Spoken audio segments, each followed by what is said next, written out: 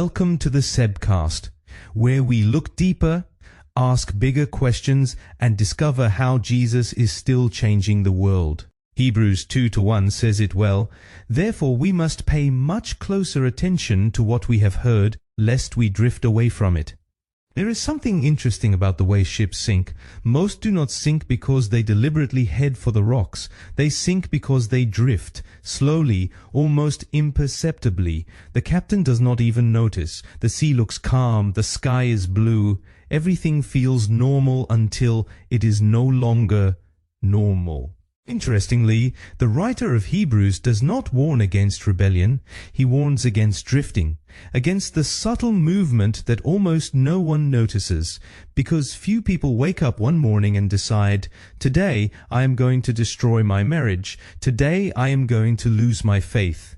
Today I am going to trade my integrity." It happens differently. You get busy. You pray less. You listen less. You talk less. You forgive less. You live more on autopilot, and slowly the heart begins to drift away. What has always struck me is that Jesus' greatest warnings were not directed at godless people. They were to his disciples.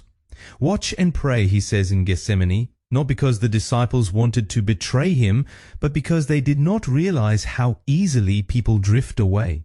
We live in a world that teaches us that great dangers look dramatic, but Jesus understands something different. The greatest dangers often look like ordinary days, ordinary schedules, ordinary compromises under clear blue skies. That is why the number one network for your life is not just about programs, it is about people. Because no one was made to discern alone. God gives his word, God gives his spirit, but he also gives his people. Because when I live alone, my own voice eventually becomes the only voice I hear. You never drift to a better life by accident. Growth happens intentionally. Maybe the question today is not, what great sin must I avoid? Maybe the better question is, where am I drifting?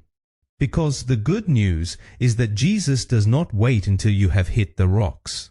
The Great Shepherd is always calling people back, not with condemnation, but with invitation, "Come, follow me."